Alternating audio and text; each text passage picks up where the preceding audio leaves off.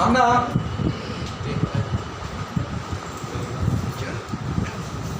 আগের দিন পড়েছিলাম অ্যান্টিবডি আর অ্যান্টিজেনের আন্তঃক্রিয়া লাস্ট করেছিলাম।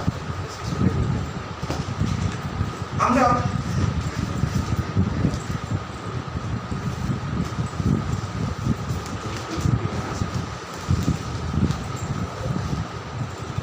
আজকে পড়ব ইন্টারফেরন, একটা বিশেষ রাসায়নিক বস্তু যার ভূমিকাও কিন্তু গুরুত্বপূর্ণ। রাসায়নিক প্রকৃতিতে হচ্ছে গ্লাইকোপ্রোটিন, তার মানে কার্বোহাইড্রেট এবং প্রোটিনের সমন্বয়ে গঠিত। মূল ব্যাপার হচ্ছে যে ইন্টারফেরন সেই কোষ থেকে খনিত হবে যে কোষ ভাইরাস দ্বারা আক্রান্ত হয়। একটা স্বাভাবিক কোষ বা অন্য কোনো অণুজীব দ্বারা আক্রান্ত, ব্যাকটেরিয়া বা অন্য কোনো অণুজীব দ্বারা আক্রান্ত কোষ থেকে কিন্তু ইন্টারফেরন খনিত হয় না। ইন্টারফেরন সবসময় ক্ষরণ করবে কোনো ভাইরাস আক্রান্ত কোষ। কি কাজটা না, পাশের কোষ যদি ভাইরাস দ্বারা আক্রান্ত হয় সেই ভাইরাসের বংশবৃদ্ধিকে বন্ধ করবে। ভাইরাসের বংশবৃদ্ধি হয় একমাত্র প্রতিলিপিকরণের মাধ্যমে। ভাইরাসের যৌন জনন, অযৌন জনন, অঙ্গজ জনন বা অন্য কোনো মোড নেই, যে পদ্ধতির মাধ্যমে তারা জনন কার্য সম্পন্ন করে। ভাইরাসের জনন কার্য একমাত্র সম্পন্ন হয় রেপ্লিকেশন। তাদের যে ডিএনএ আছে সেই ডিএনএ রেপ্লিকেশনের মাধ্যমে তারা কি করবে না, প্রতিলিপি গঠন করবে, তারা বংশ বিস্তার করবে। ইন্টারফেরনের কাজ হচ্ছে প্রতিলিপিকরণ বিরোধী অ্যান্টিভাইরাল প্রোটিন ক্ষরণ করা। তাহলে স্বাভাবিকভাবে প্রশ্ন আসবে যে অনেক তো ভাইরাস আক্রান্ত রোগ আছে, এইডস বা আমরা যেটাতে এখন ভুক্তভোগী কোভিড-19, তাহলে এরও তো অ্যান্টিভাইরাল প্রোটিন তৈরি হতে পারত, এরও তো ইন্টারফেরন তৈরি হতে পারত। তবে ঘটনা হচ্ছে যে কোভিড-19 ক্ষেত্রে, এইচআইভির ক্ষেত্রে আক্রান্ত কোষ থেকে বিজ্ঞানীরা এখনো ইন্টারফেরন আবিষ্কার করতে পারেনি। তার মানে বোঝা যাচ্ছে যে সব ভাইরাস আক্রান্ত কোষ তাহলে ইন্টারফেরন তৈরি করেনি। এই আয়ুটার মূল লিকার চা, আমি ভোলাকে ফোন করে লিকার চা সিগারেট দিয়ে যেত, ভোলা বলবো। তাহলে সব ভাইরাস আক্রান্ত কোষ থেকে ইন্টারফেরন কিন্তু ক্ষরণ হয় না। কোনো কোনো ভাইরাস আক্রান্ত কোষ থেকে যে গ্লাইকোপ্রোটিন পার্শ্ববর্তী কোষে প্রতিলিপি বিরোধী অ্যান্টিভাইরাল প্রোটিন ক্ষরণ করবে তাকে বলা হচ্ছে ইন্টারফেরন। তার মানে একমাত্র সেই কোষ থেকে খনিত হবে যে কোষ হচ্ছে কি ভাইরাস আক্রান্ত কোষ, এবং ইন্টারফেরনের প্রধান কাজ হবে ভাইরাসকেই ধ্বংস করা, ভাইরাসের প্রতিলিপিকরণকে বন্ধ করে দেওয়া, এবং তার নাম হচ্ছে অ্যান্টিভাইরাল প্রোটিন। এই হচ্ছে ইন্টারফেরনের বিশেষ বৈশিষ্ট্য। হেপাটাইটিস বি রোগের ক্ষেত্রে বিজ্ঞানীরা কিন্তু ইন্টারফেরন আবিষ্কার করেছে, এবং হেপাটাইটিস বি রোগের চিকিৎসা বিজ্ঞানীরা ইন্টারফেরন ব্যবহার করছে। তার মানে হেপাটাইটিস বি ভাইরাস যদি কোনো মানুষের যকৃৎকে আক্রমণ করে, সেই যকৃৎ কোষ থেকে খনিত হচ্ছে কে ইন্টারফেরন। সেই ইন্টারফেরন কি হচ্ছে না, পাশের কোষ যদি হেপাটাইটিস বি ভাইরাস দ্বারা আক্রান্ত হয় তাহলে সেই রোগটাকে কি হচ্ছে নিরাময় করা যাচ্ছে। তাহলে এই হচ্ছে কি না ইন্টারফেরন। তাহলে ইন্টারফেরন কি না, মানবদের পরীক্ষা দিয়েছিলি, মানবদের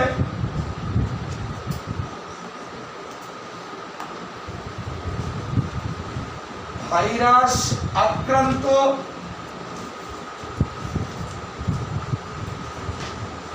কোন কোষ থেকে খনিত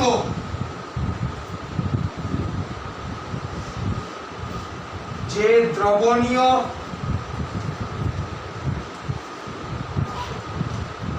গ্লাইকোপ্রোটিন পার্শ্ববর্তী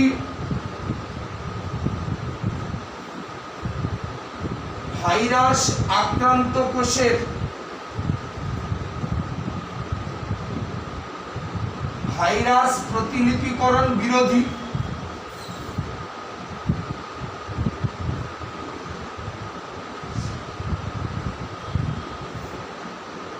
অ্যান্টিভাইরাল প্রোটিন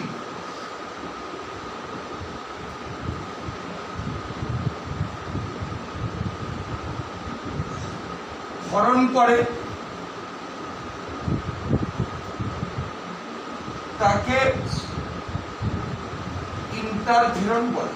তাহলে দেখ, রাসায়নিক প্রকৃতিতে হবে গ্লাইকোপ্রোটিন ধর্মী, কার্বোহাইড্রেট এবং প্রোটিনের সমন্বয়ে গঠিত হবে, একমাত্র ভাইরাস আক্রান্ত কোষ থেকে খনিত হবে এবং তা মানে যেটা খনিত হলো সে অ্যান্টিভাইরাল প্রোটিন ক্ষরণ করবে। অ্যান্টিভাইরাল প্রোটিন মানে ভাইরাস বিরোধী প্রোটিন, যারা ভাইরাসকে কি করবে, ধ্বংস করে দেবে। তাহলে স্বাভাবিকভাবে এ যেহেতু ভাইরাসের এগেইনস্টে কাজ করবে, তার মানে এ নিশ্চয়ই আমাদের রোগ প্রতিরোধেও গুরুত্বপূর্ণ ভূমিকা পালন করবে। তাহলে ইন্টারফেরনের জন্য আমাদের দেহে কি হবে না, অনাক্রম্যতা সৃষ্টি হবে। ইন্টারফেরনের জন্য যে অনাক্রম্যতা, এই অনাক্রম্যতাকে আমরা কি বলবো না, ইন্টারফেরন অনাক্রম্যতা। তাহলে ইন্টারফেরন যদি খনিত হয়, তাহলে ইন্টারফেরন কি করবে না, ভাইরাসকে ধ্বংস করবে। ভাইরাসকে ধ্বংস করার ফলে যে অনাক্রম্যতা সৃষ্টি হবে, সেই অনাক্রম্যতাকে আমরা বলবো কি, ইন্টারফেরন অনাক্রম্যতা। তাহলে ইন্টারফেরনের জন্য বা ইন্টারফেরন মানবদের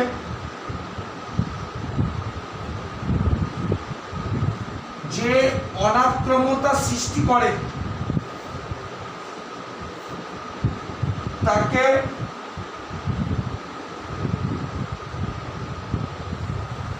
ইন্টারফেরন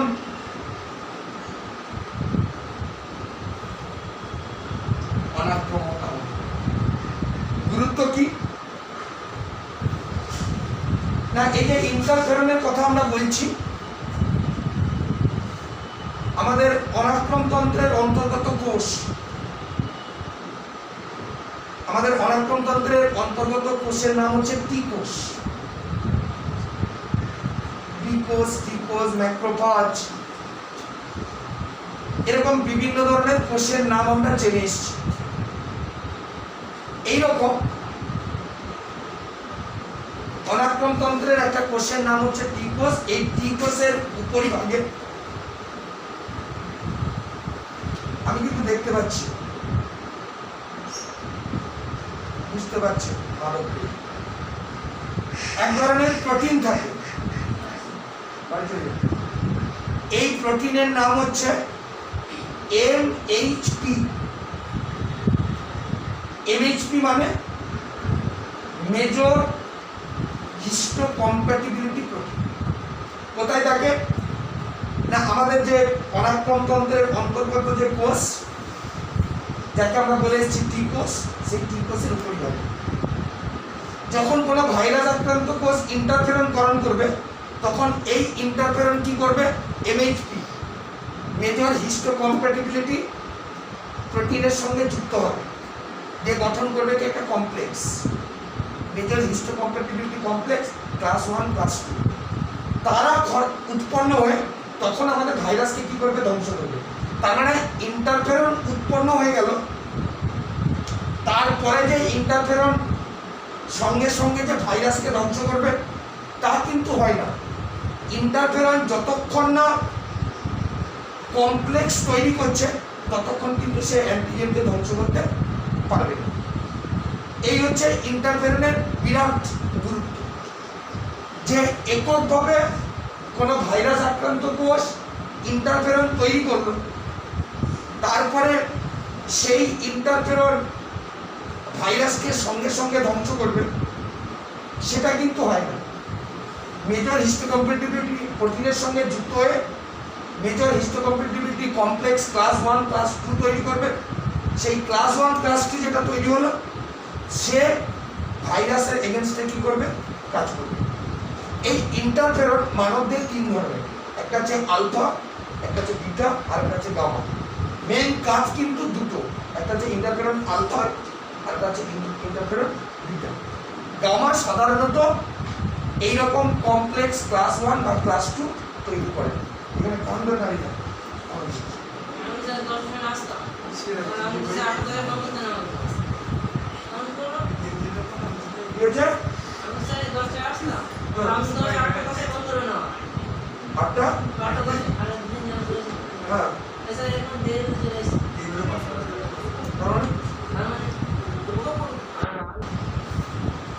তাহলে কি বললাম না, ইন্টারফেরন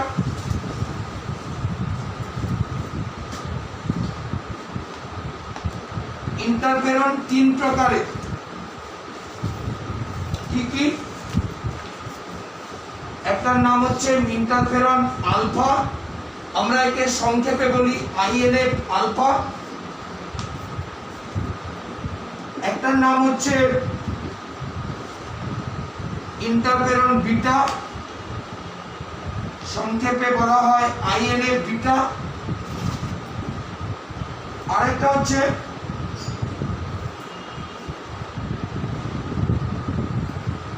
ইন্টারফেরন গামা, যাকে সংক্ষেপে বলা হয় INF গামা। মেনলি এই আলফা এবং বিটা এরা তিন কোষের উপরিভাগে উপস্থিত মেজর হিস্টোকম্প্যাটিবিলিটি কমপ্লেক্সের সঙ্গে যুক্ত হয়ে এরা কি করবে না, কমপ্লেক্স গঠন করবে। তাহলে INF আলফা এবং INF বিটা অনাক্রমতন্ত্রের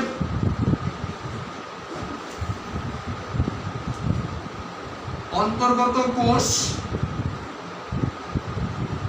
টি কোষের উপরিভাগে অবস্থিত মেজর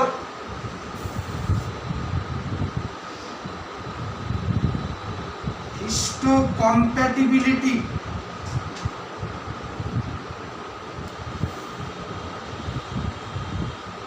প্রোটিনের সঙ্গে যুক্ত হয়ে মেজর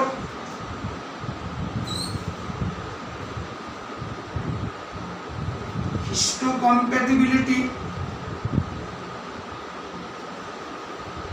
কমপ্লেক্স ক্লাস 1 এবং ক্লাস 2 গঠন করে, যারা ভাইরাস ধ্বংস করে।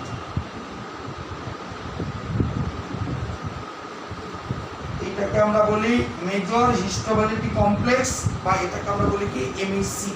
তাহলে দেখ, আমরা বলেছিলাম যে আলফা এবং বিটা ইন্টারফেরন যারা কি করে না, এই ভাইরাস ধ্বংসতে বা অনাক্রম্যতাতে কি করবে, বিশেষ ভূমিকা পালন করে। এই যে আলফা এবং বিটা এই দুটো ইন্টারফেরনকে আমরা বলি টাইপ 1, আর গামাকে আমরা বলি টাইপ 2। এবং এই ইন্টারফেরন যারা মানবদের অনাক্রম্যতার ক্ষেত্রে বিশেষ ভূমিকা কি করে পালন করে। তাহলে ইন্টারফেরন আলফা এবং ইন্টারফেরন বিটাকে বলা হয় টাইপ 1 এবং ইন্টারফেরন গামাকে বলা হয় টাইপ 2। তাহলে আমরা আজকে যেটা বললাম, একমাত্র ভাইরাস ধ্বংসকারী এক ধরনের গ্লাইকোপ্রোটিন যার নাম হচ্ছে ইন্টারফেরন।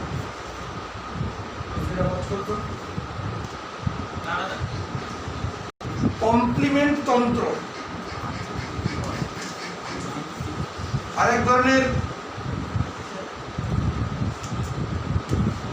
গুরুত্বপূর্ণ অংশ আমাদের অনাক্রম তন্ত্রের সঙ্গে জড়িত।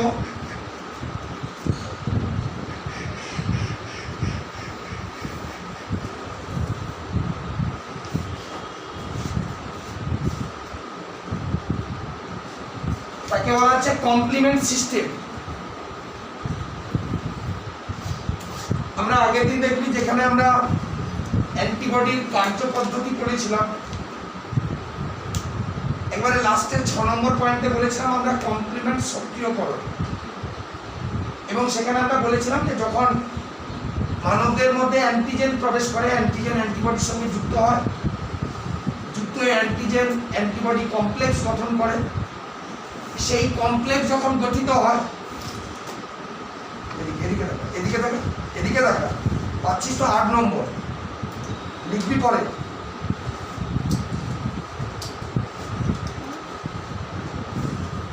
যে অ্যান্টিজেন অ্যান্টিবডি কমপ্লেক্স গঠিত হয়, সেই অ্যান্টিজেন অ্যান্টিবডি কমপ্লেক্স গঠিত হলে আমাদের কমপ্লিমেন্ট কি হয় না সক্রিয় হয়। লাভ কি না, সক্রিয় কমপ্লিমেন্ট কি করে না, আমাদের আক্রান্ত স্থানে কোনো অ্যান্টিজেন যদি প্রবেশ করে, ফ্যাগোসাইট কোষকে, ফ্যাগোসাইট কোষ মানে যে কোষ অ্যান্টিজেনকে গিলে খায়, সেই ফ্যাগোসাইটোসিস পদ্ধতির মাধ্যমে অ্যান্টিজেনকে কি করবে, গিলে খাবে। তার মানে ফ্যাগোসাইটিক কোষ যত অ্যান্টিজেনের প্রতি আকৃষ্ট হবে তত বেশি পরিমাণে অ্যান্টিজেন কি হবে, ধ্বংস হবে, এবং আক্রান্ত স্থানে ফ্যাগোসাইট কোষ তখনই যাবে যখন কমপ্লিমেন্টটা সক্রিয় হবে। এবার প্রশ্ন আসবে যে সিস্টেম কেন, তন্ত্র কেন? না, আমরা জানি যে তন্ত্র মানে কতগুলো অঙ্গ, কতগুলো কোষের সমন্বয়। তবে এখানে কিন্তু কোষ বা অঙ্গ বা কলা নেই, এখানে কি আছে, অনেকগুলো প্রোটিন আছে। এই অনেকগুলো প্রোটিন থাকে বলে তাকে বলা হয়েছে কি তন্ত্র। কোন প্রোটিন না, আমাদের রক্তরস বা প্লাজমাতে যে প্রোটিনগুলো থাকে, কমন যে প্লাজমা প্রোটিনগুলো আমরা 11-এ জেনে এসেছি, সেগুলো হচ্ছে ফাইব্রিনোজেন, প্রথম রিন, অ্যালবুমিন, গ্লোবিউলিন ইত্যাদি। তবে এই প্রোটিনগুলো, যে প্রোটিনগুলোর নাম আমি বললাম, ফাইব্রিনোজেন, প্রথম রিন ইত্যাদি, এরা কিন্তু আমাদের অনাক্রম তন্ত্রে অংশগ্রহণ করে না, আমাদের অনাক্রমতায় অংশগ্রহণ করে না।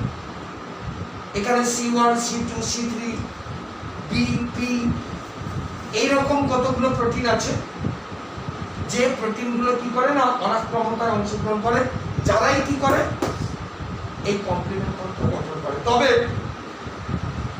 এই কমপ্লিমেন্ট তন্ত্র কিন্তু অনির্দিষ্টভাবে অ্যান্টিজেনকে ধ্বংস করবে। আমরা এই ইমিউনোলজিতে দুটো কথা বলি, একটা কথা হচ্ছে স্পেসিফিক, নির্দিষ্ট, আরেকটা কথা হচ্ছে নন স্পেসিফিক, অনির্দিষ্ট।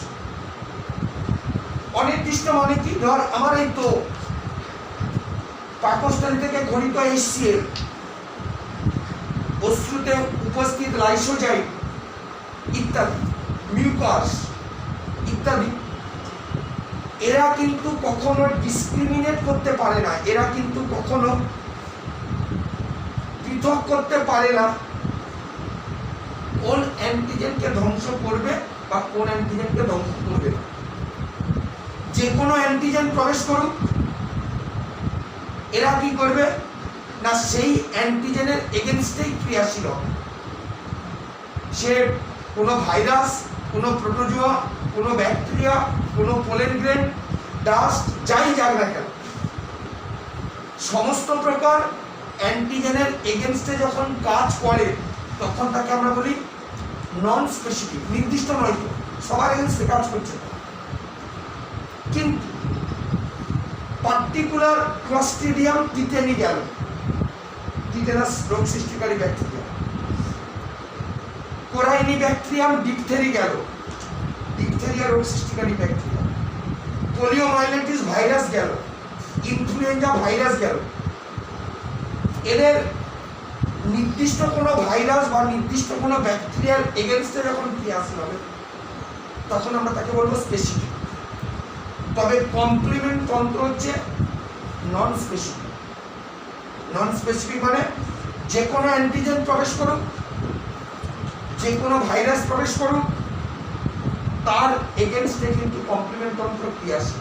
যার জন্য এটাকে আমরা বলবো কি অনির্দিষ্ট, নন স্পেসিফিক। তার মানে এখানে তাহলে অংশগ্রহণ করবে কে? কতগুলো প্লাজমা প্রোটিন। তবে যে প্লাজমা প্রোটিন কমন যেগুলো, সেগুলো কিন্তু আমাদের রক্ততঞ্চন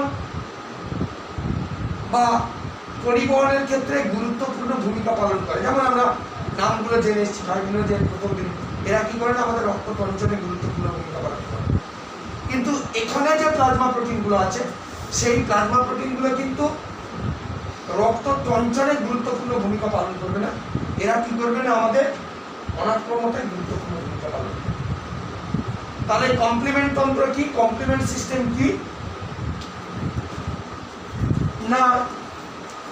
এবার যে ধারাবাহিক বিক্রিয়া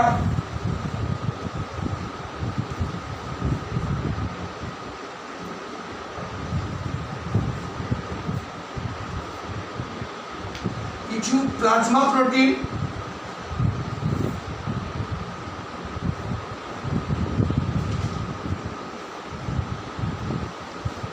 অনির্দিষ্টভাবে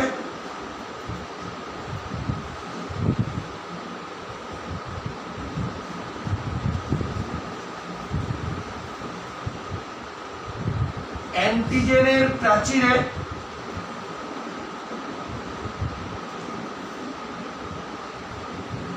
ছিদ্র সৃষ্টি করে এবং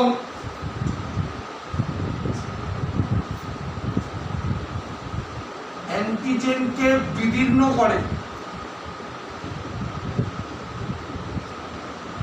তাকে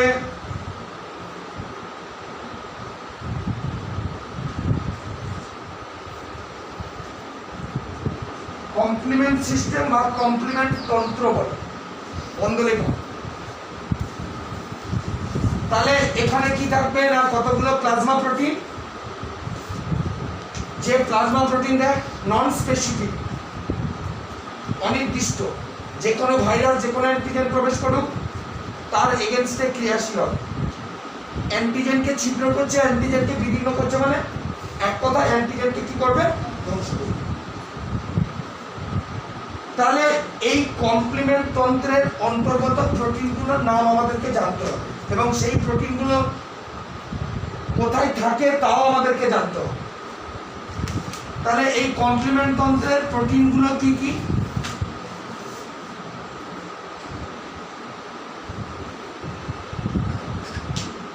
এই কমপ্লিমেন্ট তন্ত্রের অন্তর্গত প্রোটিনগুলো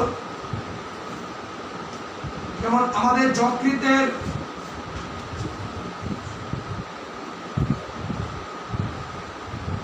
হেপাটোসাইট কোষ আছে, সেখানে যে প্লাজমা প্রোটিনগুলো আছে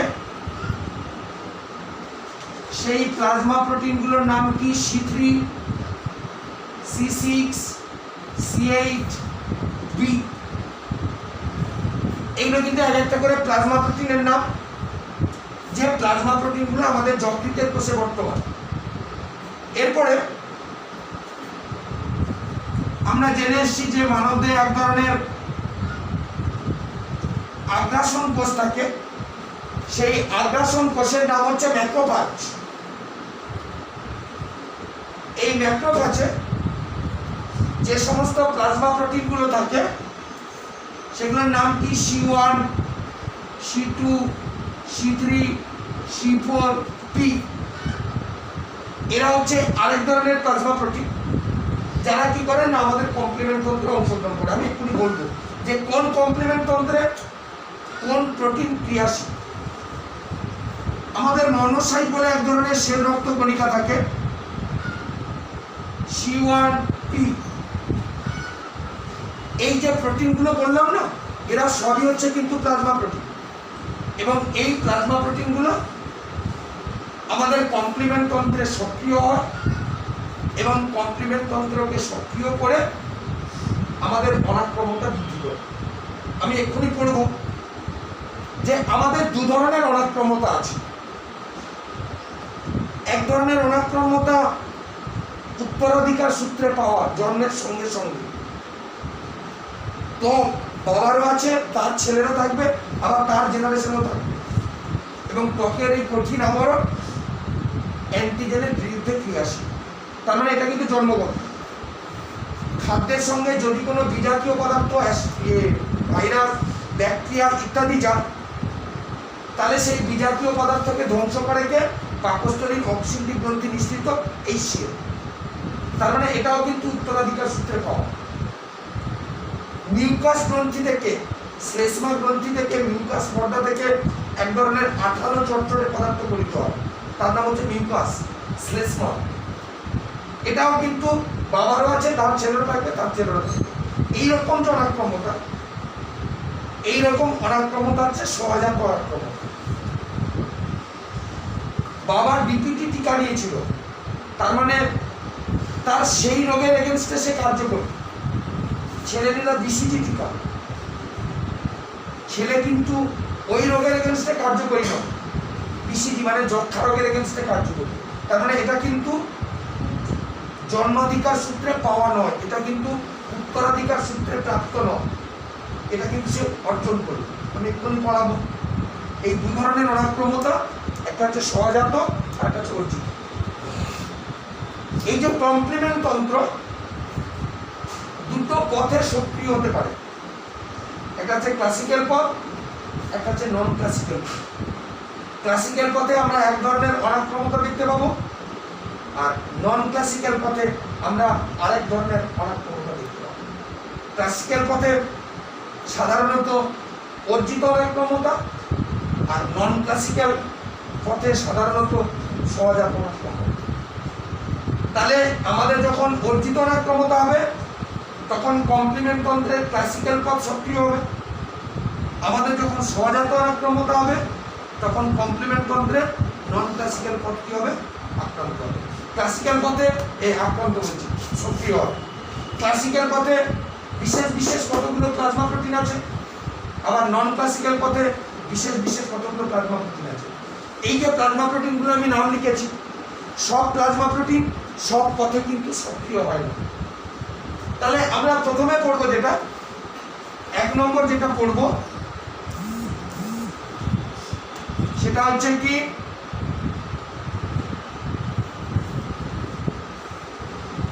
ক্লাসিক্যাল পথ কখন সক্রিয় হবে না? আমাদের মধ্যে যখন কোনো অ্যান্টিজেন প্রবেশ করবে, সেই অ্যান্টিজেন যখন অ্যান্টিবডির সঙ্গে যুক্ত হবে, অ্যান্টিজেন অ্যান্টিবডি কমপ্লেক্স যখন গঠিত হবে, তখনই এই পথ সক্রিয় হবে। সবসময় কিন্তু এই পথ সক্রিয় হবে না। এই পথ সক্রিয়করণের একটাই পথ, একটাই ওয়ে, যখন আমাদের দেহে অ্যান্টিজেন প্রবেশ করে অ্যান্টিজেন অ্যান্টিবডি কমপ্লেক্স গঠিত হবে। এই ক্লাসিক্যাল পথে যে সমস্ত প্রোটিনগুলো অংশগ্রহণ করে সেগুলো হচ্ছে C1 থেকে C9। এই যে বি প্রোটিন বা পি প্রোটিন, এরা কিন্তু ক্লাসিক্যাল পথে নেই। তবে কি না, C1 এর তিনটি সাবগ্রুপ আছে, তিনটি উপবিভাগ আছে, C1Q, C1R আর C1S। এই তিনটে উপবিভাগ এই ক্লাসিক্যাল পথের সক্রিয়করণে গুরুত্বপূর্ণ ভূমিকা পালন করে। আমি বলেছি যে সবসময় কি হবে? প্লাজমা প্রোটিন অংশগ্রহণ করবে, এবং এই ক্লাসিক্যাল পথ সাধারণত অর্জিত অনাক্রমতায় গুরুত্বপূর্ণ ভূমিকা কি করে পালন করে।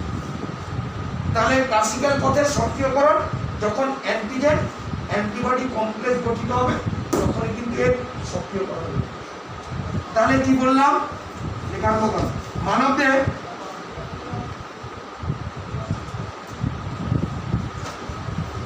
অ্যান্টিজেন প্রবেশ করলে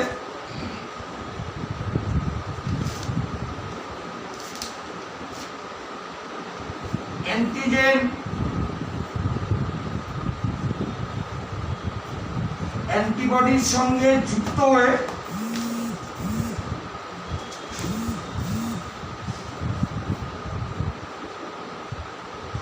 অ্যান্টিজেন অ্যান্টিবডি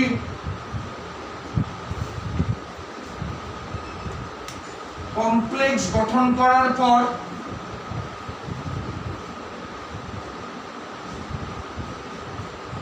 ক্লাসিক্যাল পথ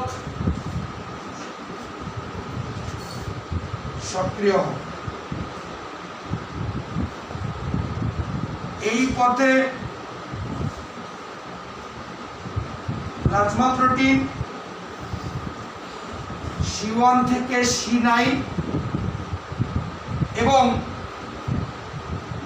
C1 এর উপবিভাগ C1Q, C1R এবং C1S ভূমিকা পালন করে।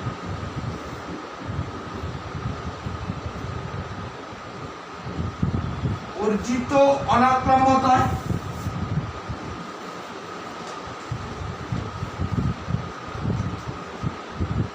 ক্লাসিক্যাল পথ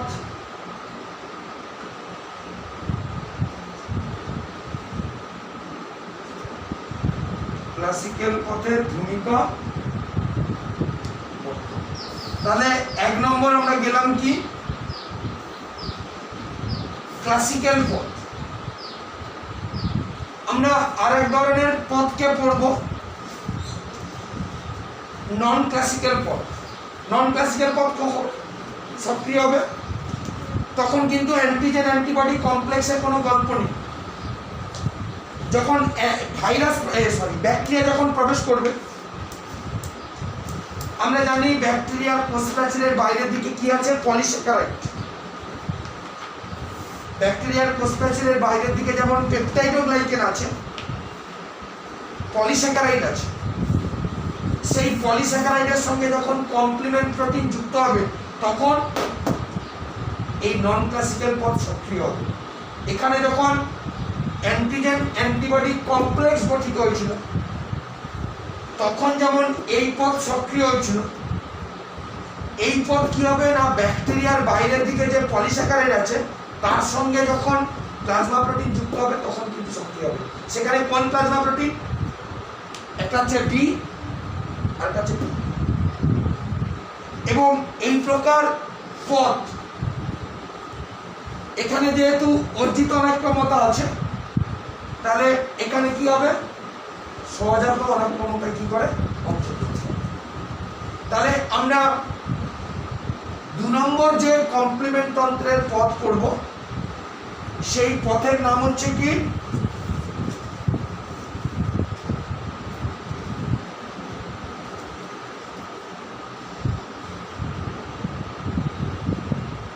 নন ক্লাসিক্যাল পথ।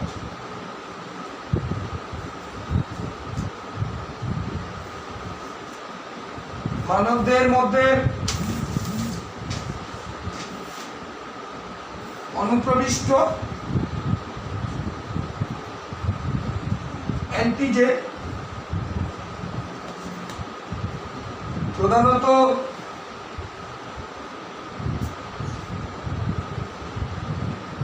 ব্যাকটেরিয়া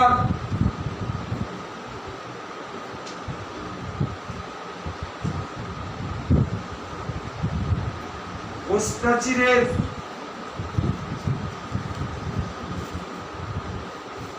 বাইরের দিকে বর্তমান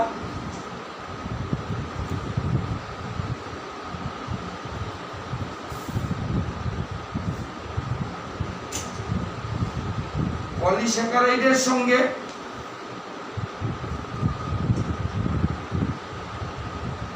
প্লাজমা প্রোটিন যুক্ত হলে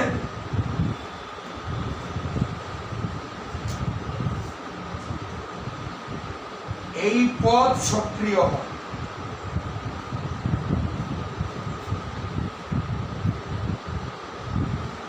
নন ক্লাসিক্যাল পথে বি এবং পি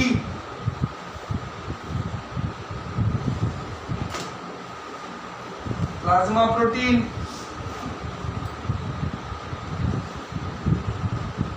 অংশগ্রহণ করে। এক্ষেত্রে যে দুটো প্লাজমা প্রোটিন থাকবে, একটা হচ্ছে বি আর একটা হচ্ছে পি, একে প্রোপারডিন তন্ত্র, একটা অল্টারনেটিভ নাম আছে, প্রোপারডিন তন্ত্র ও বলে। এই পথ সহজাত অনাক্রম্যতায় বিশেষ ভূমিকা পালন করে। তাহলে আমরা কমপ্লিমেন্ট তন্ত্র বললাম, কমপ্লিমেন্ট তন্ত্রের দুটো পথ বললাম, একটা হচ্ছে ক্লাসিক্যাল পথ আর একটা হচ্ছে নন ক্লাসিক্যাল পথ। আমরা এরপরে যেটা যাচ্ছি সেটা হচ্ছে অনাক্রম্যতা।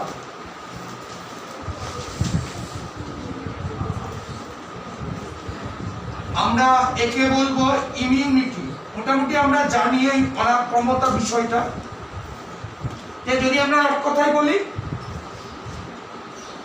তাহলে মানবদের রোগ প্রতিরোধ করার ক্ষমতা।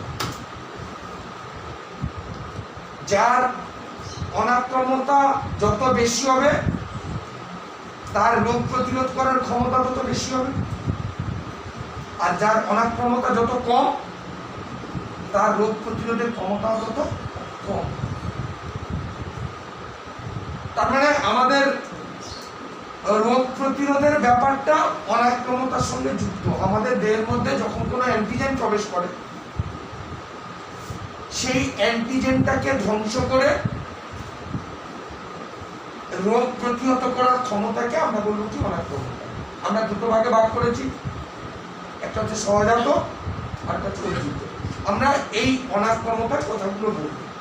তাহলে অনাক্রম্যতা কি, ইমিউনিটি কি? না, প্রাণীদের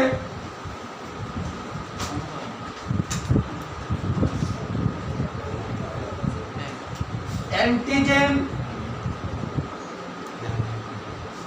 প্রবেশ করলে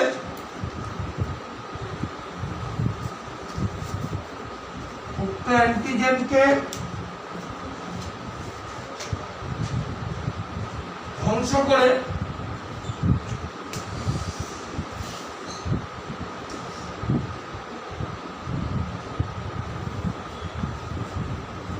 রোগ প্রতিহত করার ক্ষমতাকে অনাক্রম্যতা বা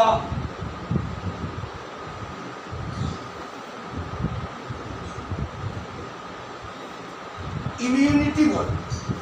তাহলে এটা হচ্ছে আমাদের রোগ প্রতিরোধ করার ক্ষমতা। এবং এই ইমিউনিটিকে আমরা দুটো ভাগে ভাগ করতে পারি। এক ধরনের ইমিউনিটিকে আমরা বলবো ইনবর্ন,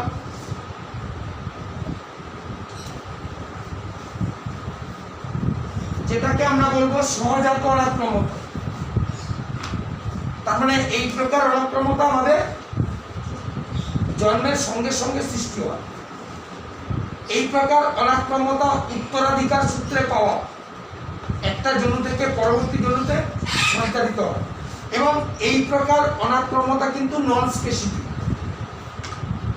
কারণ আমাদের ত্বক পোলিও ভাইরাস যখন যাবে তাকে বাধা দেবে, ক্লস্ট্রিডিয়াম টিটানি যখন যাবে তাকে বাধা দেবে না, সেটা কিন্তু হয় না। আমাদের ত্বক যে কোনো অ্যান্টিজেনের এগেনস্টে, যে কোনো রোগ জীবাণুর এগেনস্টেই কিন্তু কার্যকরী। এটাকেই আমরা বলবো কি সহজাত অনাক্রম্যতা। তাহলে প্রাণীদের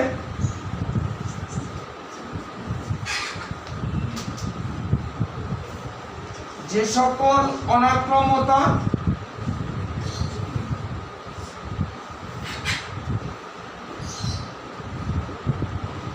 জন্মের সঙ্গে সঙ্গেই সৃষ্টি হয়, এবং যারা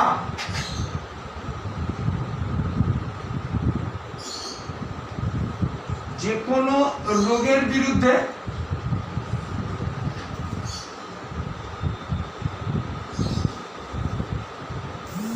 কার্যকরী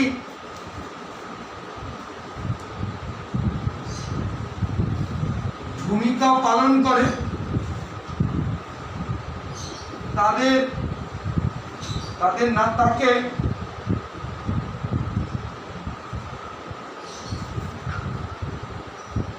সহজাত অনাক্রমতা বলে। তাহলে এরা যে কোনো রোগ জীবাণু আমাদের দেহে প্রবেশ করুক না কেন, তার এগেইনস্টে এরা কি হবে না কার্যকরী। একে আমরা দুটো ভাগে ভাগ করি, দুটো ভাগে বলছি আমরা। সহজাত অনাক্রমতা বিভিন্ন পদ্ধতির মাধ্যমে গড়ে ওঠে আমাদের। যেমন এক ধরনের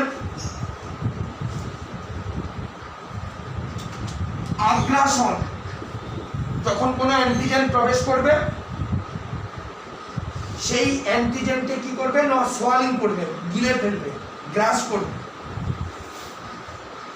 সর্বাগ্রে যার নাম আছে সেটা হচ্ছে আরই সিস্টেম। নাম শুনেছি?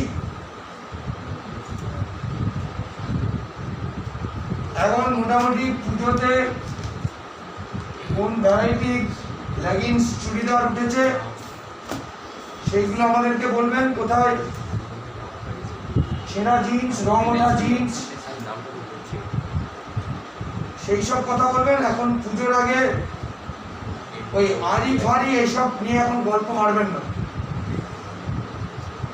কারণ সামনে আপনার বিপদ চলে আসতে পারে। ট্রেনিং দিলে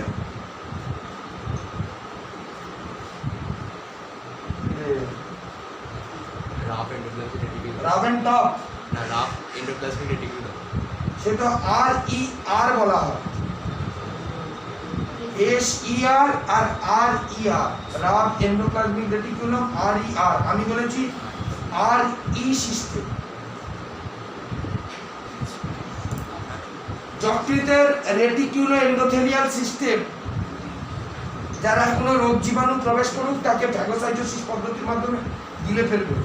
আমাদের যকৃতের কুঠার কোষ, নিউট্রোফিল, ম্যাক্রোফাজ, এরা সবাই হচ্ছে আগ্রাসন পদ্ধতির মাধ্যমে, এরা সবাই হচ্ছে ফ্যাগোসাইটিক কোষ, যারা কি করবে না জীবাণু ধ্বংস করবে, অ্যান্টিজেনকে ধ্বংস করবে। তাহলে একটার নাম হচ্ছে কি রেটিকুলো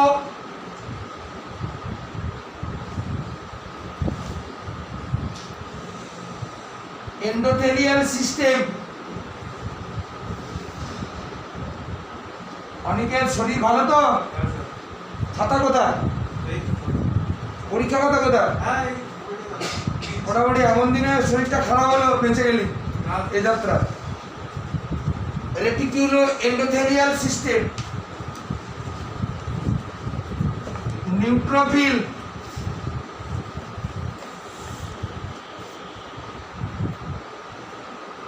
যকৃতের কুঠার কোষ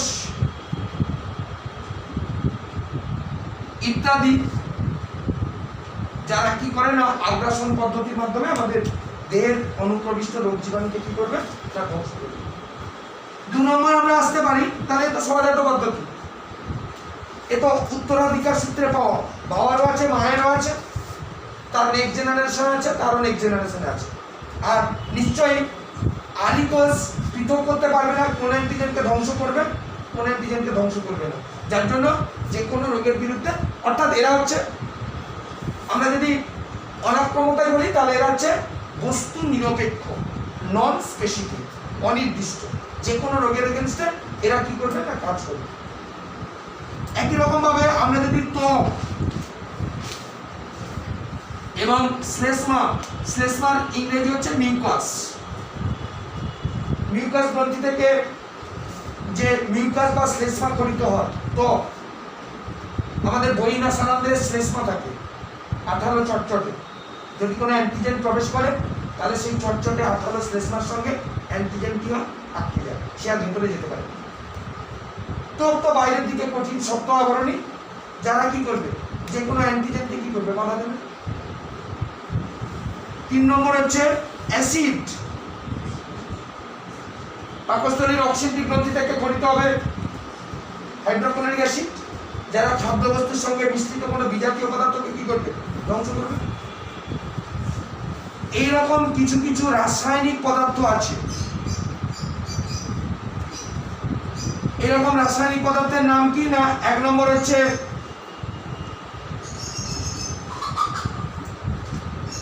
আমরা জানি যে লালারসে, অশ্রু, ঘর্ম ইত্যাদিতে লাইসোজেন আছে, যারা জীবাণুনাশক, যারা জীবাণুকে কি করতে পারে, প্রতিরোধ করতে পারে। 2 নম্বর আমরা আসবো এক ধরনের প্রোটিন, যে প্রোটিনের নাম হচ্ছে বেসিক পলিপেপটাইড। এই প্রোটিনের কাজ কি না, এরা কি করে না, এক ধরনের ব্যাকটেরিয়া, যে ব্যাকটেরিয়ার নাম হচ্ছে গ্রাম পজিটিভ ব্যাকটেরিয়া, আমরা নাম শুনে এসেছি, গ্রাম পজিটিভ ব্যাকটেরিয়াকে এরা কি করবে, ধ্বংস করবে। আমরা আরেক ধরনের রাসায়নিক পদার্থের কথা পড়ব, যে রাসায়নিক পদার্থের নাম হচ্ছে প্রোপারডিন। এই প্রোপারডিন কি করে,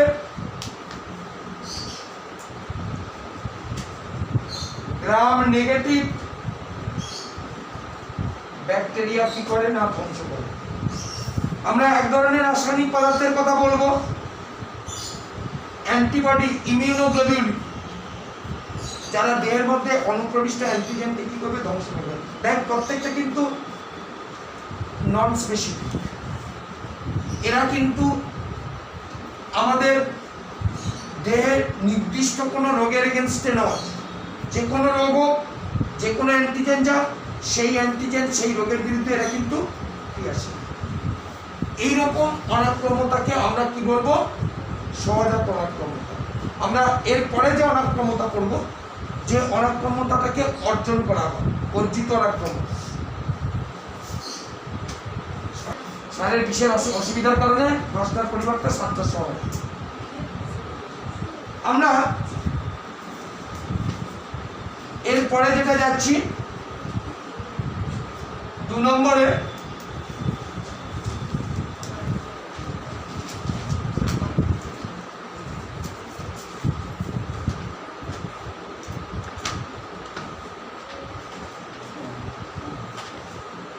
তার নাম হচ্ছে অর্জিত অনাক্রমতা।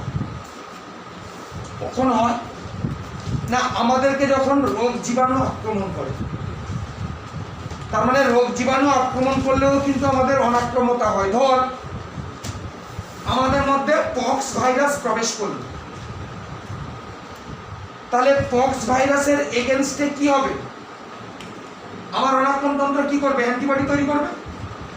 কারণ যখন পক্স ভাইরাস আমাদের মধ্যে যাবে, আমাদের অনাক্রমণ তন্ত্র সেই পক্স ভাইরাসকে প্রথমে কি করবে, চিহ্নিত করবে, সেই পক্স ভাইরাসকে কি করবে, শনাক্তকরণ করবে। তারপরে আমাদের অনাক্রমণ তন্ত্র কি হবে, উদ্দীপিত হবে, নির্দিষ্ট অ্যান্টিবডি তৈরি করবে। সেই অ্যান্টিবডিটা কাকে ধ্বংস করবে, পক্স ভাইরাসকে। বা যদি সেই টাইমে যদি নাও ধ্বংস করতে পারে, ধর পক্স হয়ে গেল, হয়ে যাওয়ার পরে আমাদের ধীরে ধীরে অ্যান্টিবডি তৈরি হচ্ছে, কিন্তু সেই অ্যান্টিবডিটা থ্রু আউট দ্য লাইফ আমার দেহে কিন্তু লসিকাগন্ধিতে স্টোর হয়ে থাকলো, সঞ্চিত হয়ে থাকলো। পরবর্তীকালে আবার যখন পক্স ভাইরাস আক্রমণ করবে, তখন আমরা রোগটাকে কি করব, প্রতিহত করতে পারবো। তাহলে সেও তো অনাক্রমতা। তাহলে সেটা কিন্তু জন্মের পরে, যখন রোগ জীবাণু প্রবেশ করছে, তারপরে কিন্তু আমাদের এই প্রকার অনাক্রমতা সৃষ্টি হচ্ছে। এবার বাবার দেহ থেকে, পিতামাতার থেকে এটা জনিত্রীর মধ্যে সঞ্চারিত কিন্তু হয়। তার মানে এই কিন্তু উত্তরাধিকার সূত্রে প্রাপ্ত হয়। তাহলে মানবদের, প্রাণীদের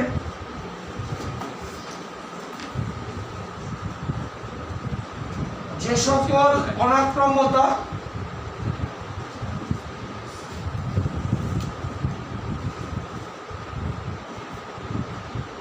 জন্মের পরে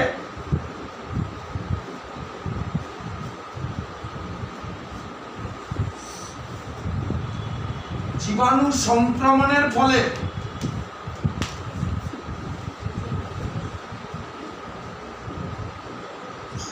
সৃষ্টি হয় তাকে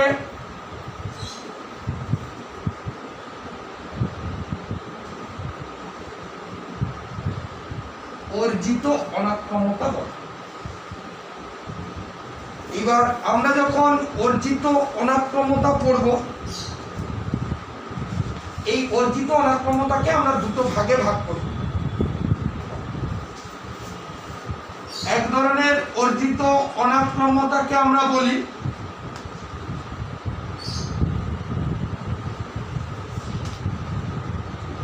কোষ ভিত্তিক বা কোষ নির্ভর বা সেল মিডিয়েটেড অনাক্রম্যতা। সেল মিডিয়েটেড অনাক্রম্যতা কোনটা, কোষ নির্ভর অনাক্রম্যতা কোনটা? না, আমরা আগের দিন জেনে এসেছি যে আমাদের দেহে, মানব দেহে দু ধরনের লিম্ফোসাইট থাকে। একটা হচ্ছে টি লিম্ফোসাইট আর একটা হচ্ছে বি লিম্ফোসাইট। যে অনাক্রম্যতায় টি লিম্ফোসাইট গুরুত্বপূর্ণ ভূমিকা পালন করে বা টি লিম্ফোসাইটের জন্য মানবদের যে অর্জিত অনাক্রম্যতা সৃষ্টি হয়, এখানে শেষ কথা হচ্ছে টি লিম্ফোসাইট, অন্য কেউ কিন্তু এখানে ইনভলভ থাকবে না। তখন আমরা তাকে কি বলবো? কোষ ভিত্তিক অনাক্রম্যতা। তাহলে কোষ ভিত্তিক অনাক্রম্যতা কি না, মানবদের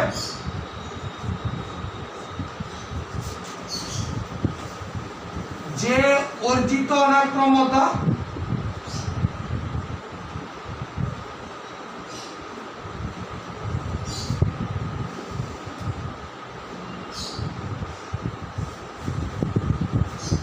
টি লিম্ফোসাইটের জন্য সৃষ্টি হয় তাকে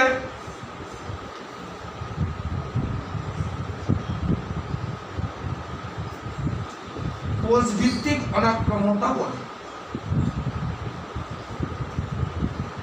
এই কোষ ভিত্তিক অনাক্রম্যতার পদ্ধতি কেমন, কিভাবে এই কোষ ভিত্তিক অনাক্রম্যতা আমাদের দেহে গড়ে ওঠে? কি লিম্ফোসাইট? লিম্ফোসাইট রক্তের কোষ, উৎপন্ন হবে কোথায়? রেড বোন ম্যারো, লোহিত অস্থিমজ্জা। যে কোনো রক্তের কোষ তারা উৎপন্ন হবে লোহিত অস্থিমজ্জা থেকে। লোহিত অস্থিমজ্জা থেকে টি লিম্ফোসাইট উৎপন্নকারী কোষ উৎপন্ন হয়ে কোথায় প্রবেশ করবে? থাইমাস গ্রন্থি। থাইমাস গ্রন্থিতে কি হবে? পরিণত হবে, যার জন্য নাম টি লিম্ফোসাইট। পরিণত হবে থাইমাস গ্রন্থি, উৎপন্ন হবে লোহিত অস্থিমজ্জা, অবস্থান করবে লসিকা গ্রন্থি। তিনটে জায়গা কিন্তু আলাদা আলাদা। রেড বোন ম্যারো থেকে উৎপন্ন হবে, পরিণত প্রাপ্ত হবে থাইমাস গ্রন্থি, অবস্থান করবে লসিকা গ্রন্থি। যখন আমাদের মধ্যে অ্যান্টিজেন প্রবেশ করবে, সেই অ্যান্টিজেনকে গিলে খাবে কে? প্রথমে ম্যাক্রোফাজ। কারণ ম্যাক্রোফাজ হচ্ছে ফ্যাগোসাইটিক কোষ। যে ম্যাক্রোফাজ সহ অ্যান্টিজেন গঠিত হলো, তার উপর টি লিম্ফোসাইট কাজ করবে। টি লিম্ফোসাইট থেকে এক ধরনের প্রোটিন গঠিত হয়, যে প্রোটিনের নাম হচ্ছে লিম্ফোকাইন। সেই প্রোটিনের সাহায্যে ম্যাক্রোফাজ সহ অ্যান্টিজেন কি হবে? ধ্বংস হবে। তার মানে কি? অনাক্রম্যতা গল্পকার টি লিম্ফোসাইট, যার জন্য এটাকে আমরা বলবো কি? কোষ ভিত্তিক অনাক্রম্যতা। তাহলে অ্যান্টিজেন প্রবেশ করলে অ্যান্টিজেনকে ম্যাক্রোফাজ কি করবে? গিলে ফেলবে। টি লিম্ফোসাইট এই ম্যাক্রোফাজ সহ অ্যান্টিজেনকে লিম্ফোকাইন বলে এক ধরনের প্রোটিন আছে, সেই প্রোটিন ধারণ করে কি করবে? ধ্বংস করবে। এইরকম অনাক্রম্যতা যখন সৃষ্টি হয়, এইরকম অনাক্রম্যতাকে আমরা বলবো কি? কোষ ভিত্তিক অনাক্রম্যতা। এই পাঠটা আমি বলে দিচ্ছি, মুখে বলে দেবো। একই রকম ভাবে আরেক ধরনের অনাক্রম্যতা আছে, যে অনাক্রম্যতাকে আমরা বলবো কি?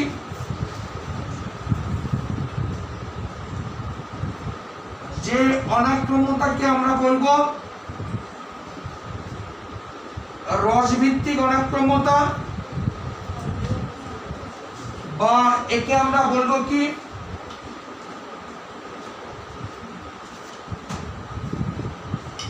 Humeral immunity.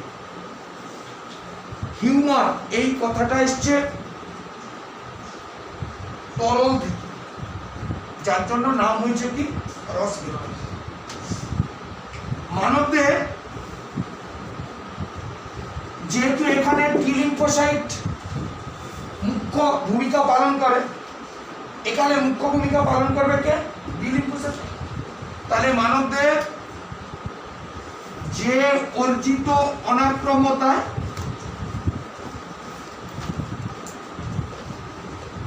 বি লিম্ফোসাইট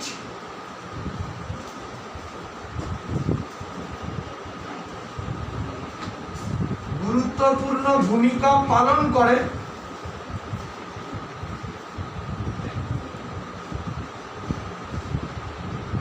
তাকে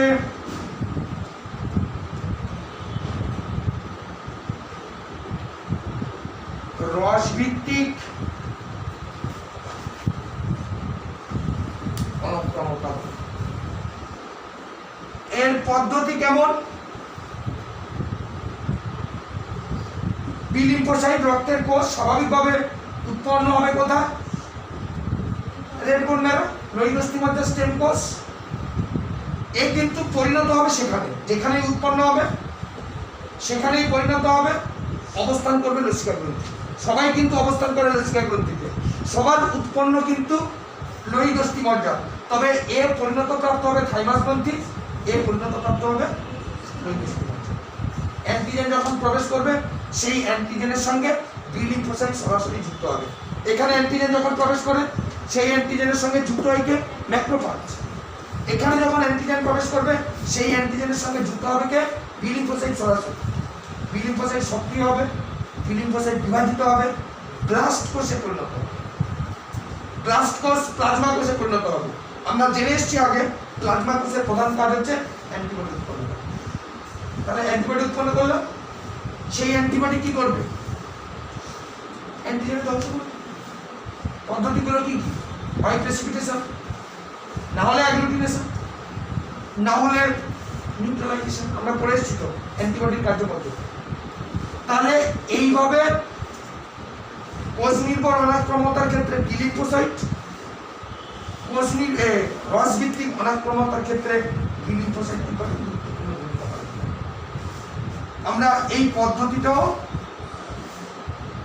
বলে দেব। এছাড়াও আমাদের এই যে অর্জিত অনাক্রম্যতা আরো দু ধরনের হয়। কি কি? এক ধরনের অর্জিত অনাক্রম্যতাকে আমরা বলবো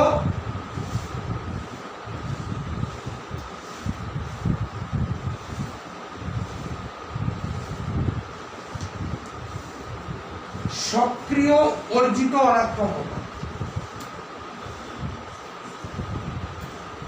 তার মানে সক্রিয় এই কারণে বলা হচ্ছে এখানে ডাইরেক্ট বডি সরাসরি অংশগ্রহণ করছে, তার মানে দেহের অনাক্রম তন্ত্র এখানে সরাসরি অংশগ্রহণ করে, যার জন্য একে বলা হচ্ছে কি সক্রিয়। তার মানে এই রকম অর্জিত অনাক্রম্যতা দেহের মধ্যে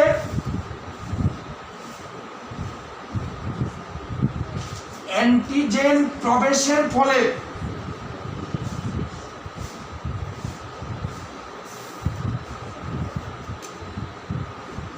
এই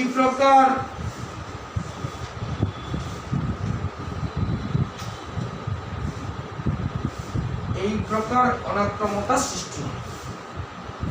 যখন আমাদের দেহে অ্যান্টিজেন ডাইরেক্ট প্রবেশ করছে এবং এখানে কিন্তু দেহের সরাসরি ভূমিকা আছে। একটাকে আমরা বলবো প্রাকৃতিক সক্রিয় অনাক্রম্যতা। দেহ কিন্তু ডাইরেক্ট ভূমিকা পালন করবে, দেহের অনাক্রম তন্ত্রের সরাসরি কিন্তু ভূমিকা আছে। কোথায় বলতে পারবি কেউ? আমাদের দেহের মধ্যে যদি পক্সের অ্যান্টিজেন যায়, পক্সের ভাইরাস যদি যায়, তাহলে সেই ভাইরাসকে আমার অনাক্রম তন্ত্র কি করবে? চিহ্নিত করবে, শনাক্তকরণ করবে, উদ্দীপিত হবে, অ্যান্টিবডি তৈরি করবে। কোন অ্যান্টিবডি? যে অ্যান্টিবডিটা পক্স ভাইরাসকে কি করছে। তাহলে বডির ডাইরেক্ট ভূমিকা আছে। আমার অনাক্রম তন্ত্র যদি না কাজ করতে পারতো, তাহলে তো পক্সের এগেইনস্ট অ্যান্টিবডি তৈরি হতো না। তার মানে ডাইরেক্ট বডির ভূমিকা আছে, অনাক্রম তন্ত্রের ভূমিকা আছে, যার জন্য এটাকে আমরা কি বলবো? সক্রিয় বলবো। প্রাকৃতিক কেন?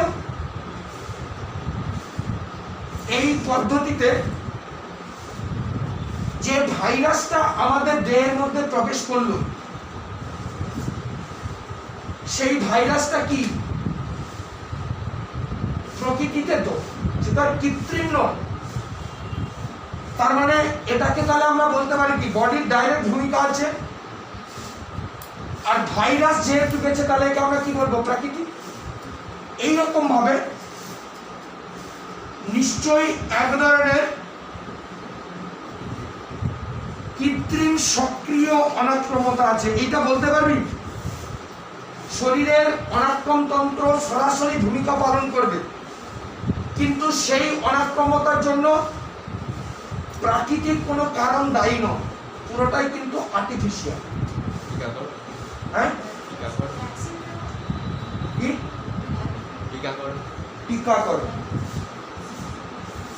যখন আমাদের ভ্যাকসিনেশন হয়, ভ্যাকসিন মানে আমি বলে এসেছি বারবার করে যে 2G ভ্যাকসিন মানে সবই হচ্ছে অ্যান্টিজেন, তবে তারা অ্যাটিনিউয়েটেড অ্যান্টিজেন, তারা নিষ্ক্রিয় অ্যান্টিজেন। তাহলে সেই অ্যান্টিজেন যখন সক্রিয় অ্যান্টিজেন যাক, নিষ্ক্রিয় অ্যান্টিজেন যাক, যে অ্যান্টিজেন আমাদের মধ্যে প্রবেশ করবে সেই অ্যান্টিজেনকে কি করবে? আমার অনাক্রম তন্ত্র চিহ্নিত করবে, উদ্দীপিত হবে। ভাইরাস যদি ডাইরেক্ট যায় তাহলে প্রাকৃতিক। সেই ভাইরাসকে আমি যদি ভ্যাকসিন হিসেবে পাঠাই, ভ্যাকসিন তো আর প্রাকৃতিক না, তাকে তো তৈরি করা হয়েছে কৃত্রিম। সেখানেও কিন্তু আমাদের বডির ভূমিকা আছে। তার মানে ভ্যাকসিনেশনের ফলে, টিকাকরণের মাধ্যমে যত প্রকার অনাক্রমতা আমাদের দেহে সৃষ্টি হবে সব কিন্তু কৃত্রিম নিষ্ক্রিয়, এই কৃত্রিম সক্রিয়। একই রকম ভাবে আমাদের নিষ্ক্রিয় অর্জিত অনাক্রমতা আছে। এখানে কিন্তু বডির কোনো ভূমিকা নেই, দেহের নিজস্ব কোনো ভূমিকা নেই। দাতার দেহে উৎপন্ন অ্যান্টিবডিকে সরাসরি বহিকার মধ্যে প্রবেশ করা হচ্ছে। দাতার দেহে যে অ্যান্টিবডিটা উৎপন্ন হবে সেটা কৃত্রিমভাবে তৈরি করা হবে। সেই অ্যান্টিবডিটাকে সরাসরি গ্রহীতার মধ্যে প্রবেশ করানো হচ্ছে। এখানেও কিন্তু সক্রিয় আছে, এখানেও কিন্তু প্রাকৃতিক আছে, এখানেও কিন্তু কৃত্রিম আছে। প্রাকৃতিক বলতে পারবি? প্রাকৃতিক নিষ্ক্রিয় অর্জিত অনাক্রমতা, বডির কোনো ভূমিকাও নেই, কিন্তু যেটা পাঠানো হবে সেটা কিন্তু প্রকৃতি যাবে। অ্যালার্জি অনাক্রমতা, মায়ের দেহে যে আইজিজি প্লাসেন্টার মাধ্যমে কোথায় যাচ্ছে? ভ্রূণের দেহে। ভ্রূণের কোনো ভূমিকা আছে, কিন্তু আইজিজিটা কি প্রাকৃতিক পদার্থ, তো সেটা কৃত্রিম নয়। আর কৃত্রিম নিষ্ক্রিয়, এখানেও বডির ভূমিকা নেই, কিন্তু তাকে কৃত্রিমভাবে তৈরি করা হচ্ছে। সাপের বিষ থেকে তৈরি করা হয় অ্যান্টিবডি, চিকেনের এমব্রায়োতে কালচার করে সাপের বিষ থেকে তৈরি করা হচ্ছে অ্যান্টিবডি। সেই অ্যান্টিবডিটা এভিএস হিসেবে যাকে সাপ কামড়ায় তার মধ্যে দেওয়া হয়। যাকে সাপ কামড়ায় তার কোনো ভূমিকা আছে? ডাইরেক্ট তার মধ্যে কি দেওয়া হচ্ছে? অ্যান্টিবডি। সেই অ্যান্টিবডিটা কি হয়েছে? সেটা তার আইজিজির মতন প্রাকৃতিক নয়, তাকে তো কালচার করা হয়েছে, সেটা তো নিষ্ক্রিয়। তার মানে সর্পদংশনে যে অ্যান্টিভেনাম সিরাম দেওয়া হয় তখন যে অনাক্রমতা গড়ে ওঠে সেটা হচ্ছে কি কৃত্রিম নিষ্ক্রিয়। আমরা এই পার্টটা বলবো এই পার্ট বলবো, এইখান থেকে পুরোটা বলবো। অঙ্কিতা সব ঠিক আছে তো? আরে পোশাক পোশাক কেনা গেছে পুজো? অঙ্কিতা বলছি আমি, সুচরিতা। আর যদি বড় হয় তখন কি হবে? যখন জায়গা ফুল হবে না, তখন মুখে ছাপ নিয়ে চলে যাবে, যে বাড়ি গিয়ে মুখে কালি লাগিয়ে ওই ছাপটা বসে সবাই গেলায়। হ্যাঁ, লেখ পদ্ধতি লেখ।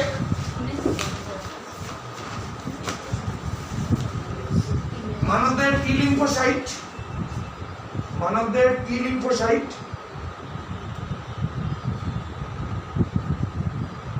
উৎপন্নকারী কোষ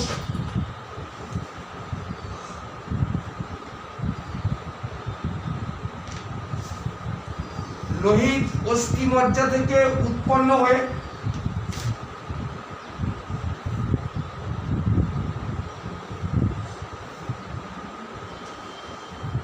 থাইমাস গ্রন্থিতে প্রবেশ করে।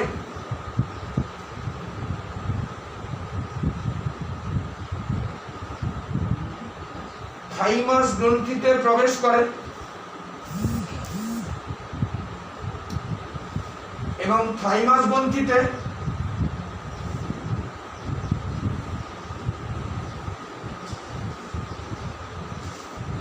টি লিম্ফোসাইট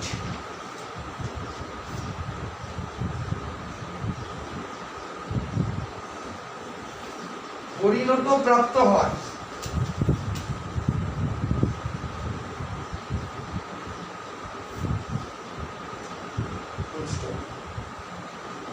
পরিণত টি লিম্ফোসাইট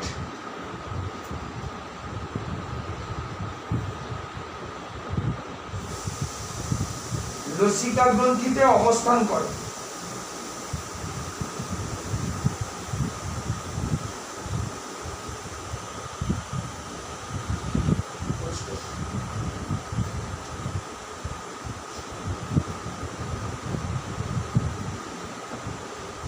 এর মধ্যে অ্যান্টিজেন প্রবেশ করলে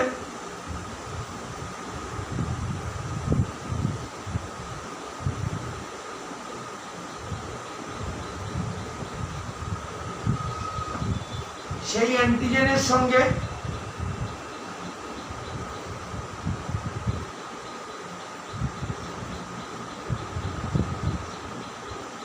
ম্যাক্রোফাজ যুক্ত হয়।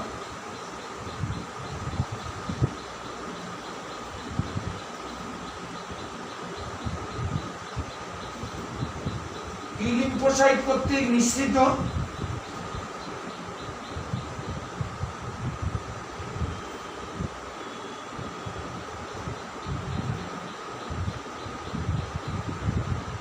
লিম্ফোকাইন প্রোটিন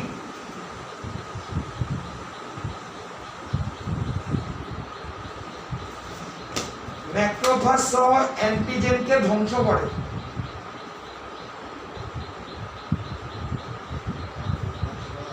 ম্যাক্রোফাজ সহ অ্যান্টিজেনকে ধ্বংস করে।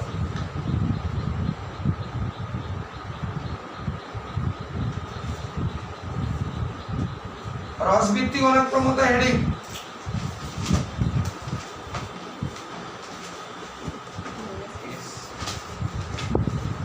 সংজ্ঞা লেখা হয়েছে, সংজ্ঞা লিখে পদ্ধতি।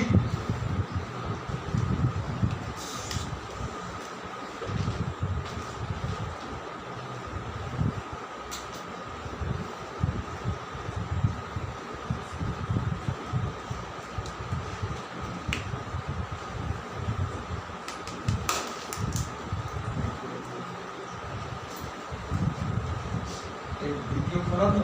হ্যাঁ।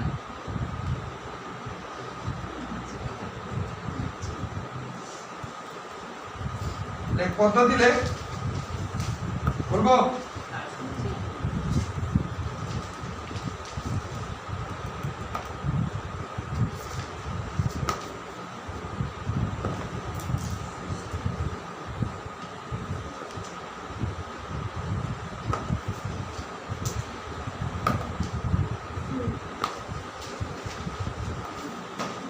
বি লিম্ফোসাইট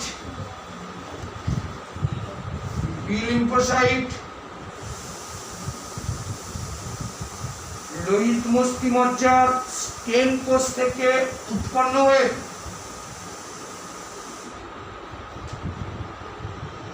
লোহিত অস্থিমজ্জার স্টেম কোষ থেকে উৎপন্ন হয়ে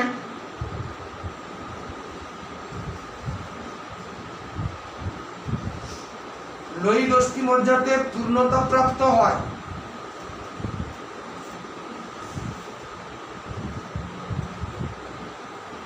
এবং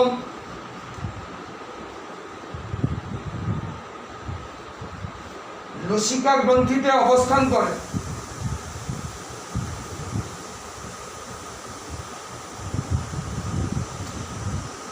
এবং লসিকা গ্রন্থিতে অবস্থান করে।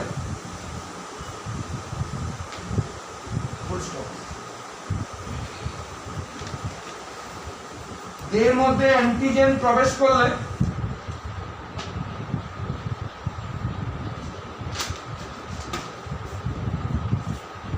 উক্ত অ্যান্টিজেনের সঙ্গে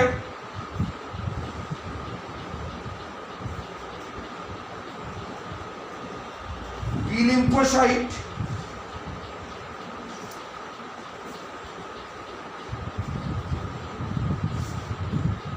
সরাসরি যুক্ত হয়।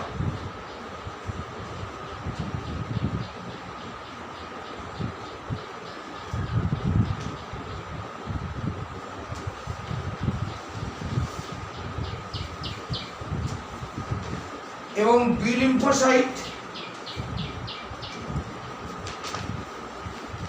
ব্লাস্ট কোষে পরিণত হয়।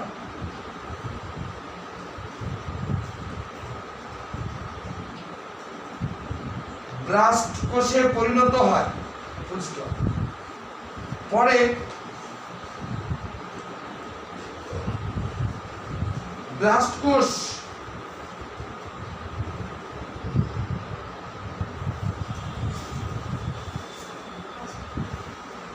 প্লাজমা কোষে পরিণত হয়।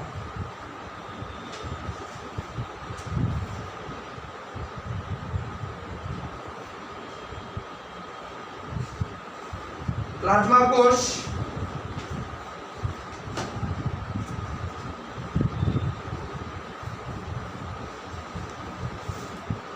অ্যান্টিবডি উৎপন্ন করে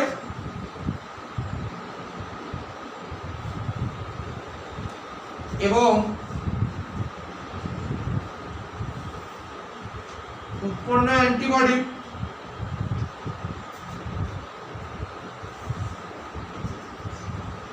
অ্যান্টিজেন ধ্বংস করে।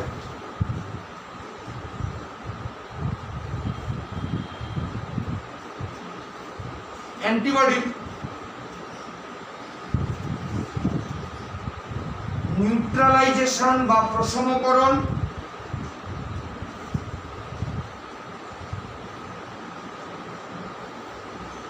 অ্যাগ্লুটিনেশন বা দলবদ্ধকরণ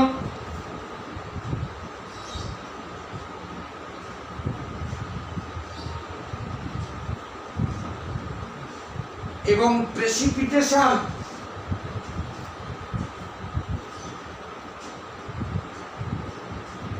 বা অধঃক্ষেপণের মাধ্যমে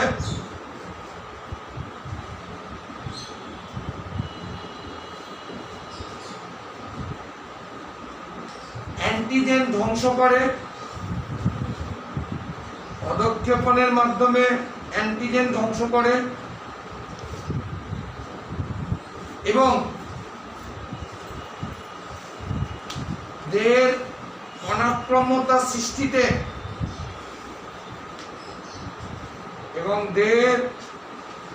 অনাক্রম্যতা সৃষ্টিতে বিশেষ গুরুত্বপূর্ণ ভূমিকা পালন করে।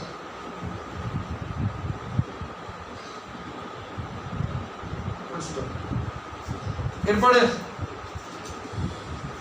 সক্রিয় অর্জিত অনাক্রম্যতা।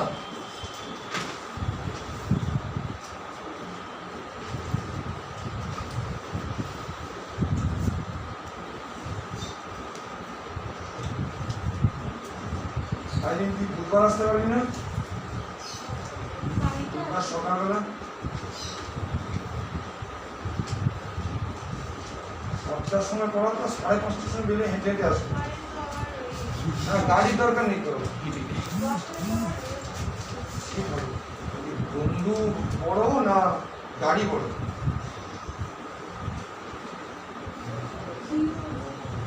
হ্যাঁ, কোনটাকে প্রায়োরিটি দিবি, বন্ধুকে না গাড়িকে? হ্যাঁ, বন্ধুকে দিবি তো।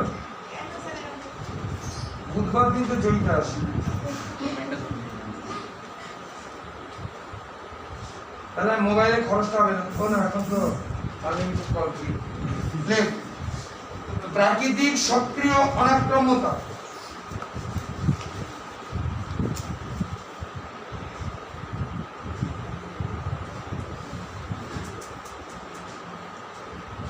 দেহের মধ্যে যে কোনো রোগ সৃষ্টিকারী ভাইরাস, যেমন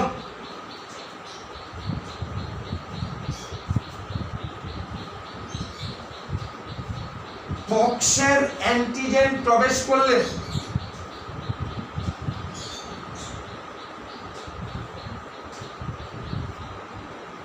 পক্সের বিরুদ্ধে অ্যান্টিবডি গঠিত হয়।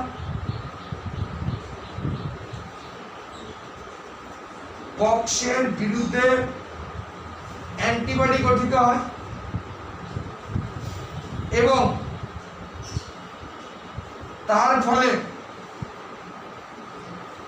প্রাকৃতিক সক্রিয় অনাক্রম্যতা গড়ে ওঠে।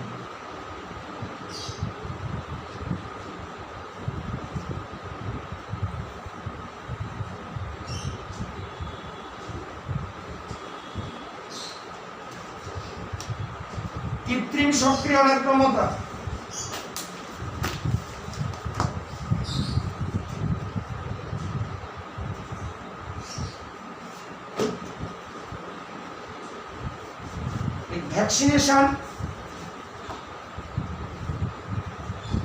ভ্যাকসিনেশন বা টিকাকরণের মাধ্যমে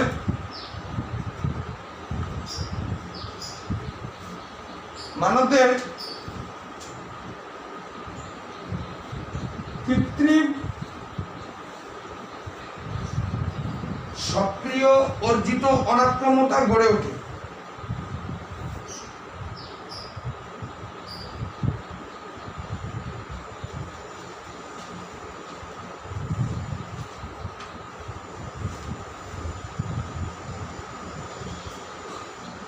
নিষ্ক্রিয় অর্জিত অনাক্রম্যতা এডিং।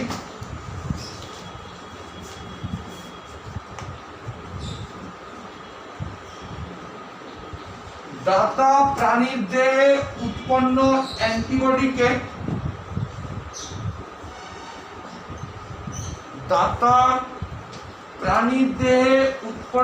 অ্যান্টিবডিকে গ্রহীতার দেহে প্রবেশ করিয়ে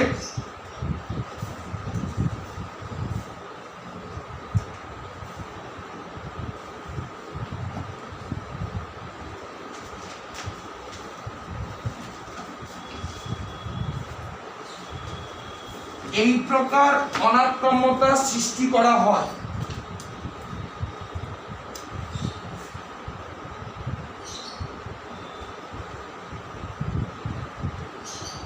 এক নম্বরে প্রাকৃতিক নিষ্ক্রিয় অর্জিত অনাক্রম্যতা। প্রাকৃতিক নিষ্ক্রিয় অর্জিত অনাক্রম্যতা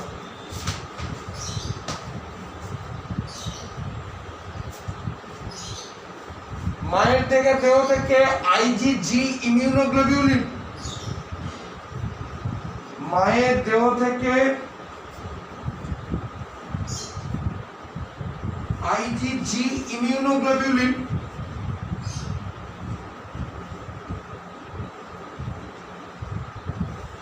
প্লাসেন্টা বা অমরা ভেদ করে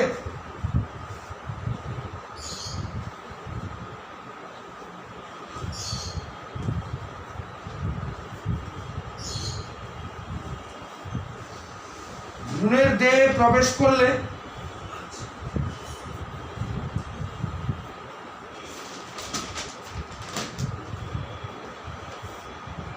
ভ্রূণের দেহে সৃষ্ট অনাক্রম্যতা হলো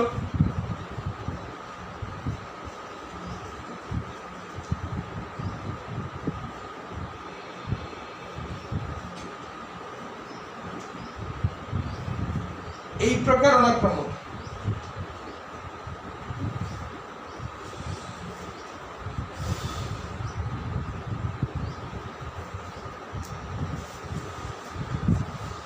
কৃত্রিম নিষ্ক্রিয় অর্জিত অনাক্রম্যতা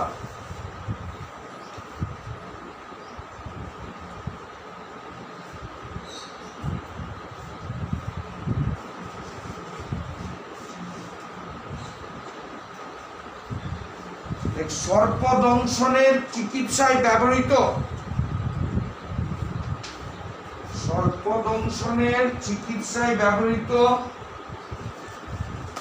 অ্যান্টিভেনাম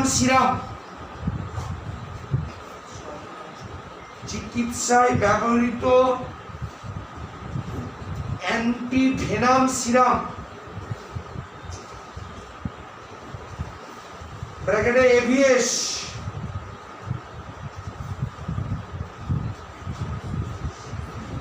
রোগীকে প্রয়োগ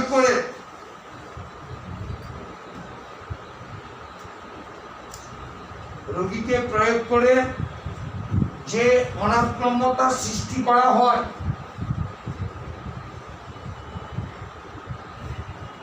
তা হলো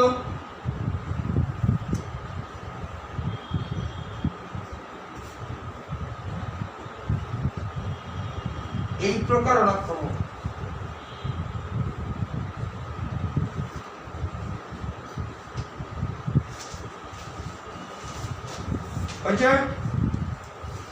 আমরা অনাক্রমতন্ত্রের দুটো বিশেষ কোষ পড়ব এবং আমাদের অনাক্রমতন্ত্রের দুটো বিশেষ কোষ হচ্ছে, একটা হচ্ছে টি কোষ আর একটা হচ্ছে বি কোষ। আমরা প্রথমে